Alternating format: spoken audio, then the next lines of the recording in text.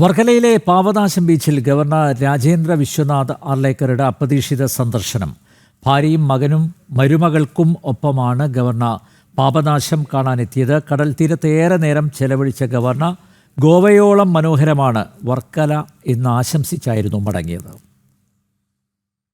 സഞ്ചാരികളുടെ മിനി ഗോവ എന്നറിയപ്പെടുന്ന വർക്കലയിലെ പാപനാശം കടൽ കാണാനാണ് ഗവർണർ എത്തിയത്. ഭാര്യ അനഘ, മകൻ അമോഘ്, മരുമകൾ വരദ എന്നിവർക്കൊപ്പം എത്തിയ ഗവർണർ ഏറെ നേരം കടൽക്കരയിൽ വിശ്രമിച്ചു. ഗവർണർ എത്തിയതോടെ വിനോദസഞ്ചാരികളും ലൈഫ് ഗാർഡുകളും അടുത്തെത്തി.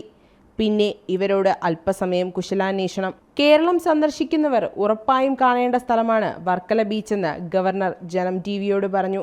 Nobody can miss Varkala beach. Varkala beach is so beautiful and it is very, nowadays the sea is also rough. It is always nice to watch a rough sea. So that we have seen here, we have enjoyed. I have come here with my family. I am coming from Goa, so in Goa we have all such things.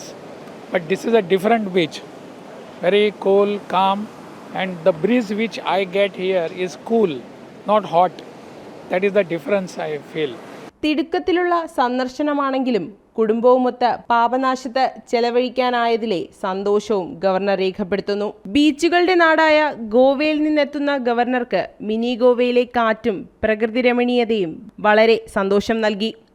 Sreenarayana ഗുരുദേവന്റെ ജയന്തി ആഘോഷങ്ങളുടെ ഉദ്ഘാടനത്തിന് ശിവഗിരിയിലെത്തിയതായിരുന്നു governor. ഉദ്ഘാടന ശേഷം നേരെ പാപനാശം സന്ദർശിക്കുകയായിരുന്നു. ജനം, തിരുവനന്തപുരം.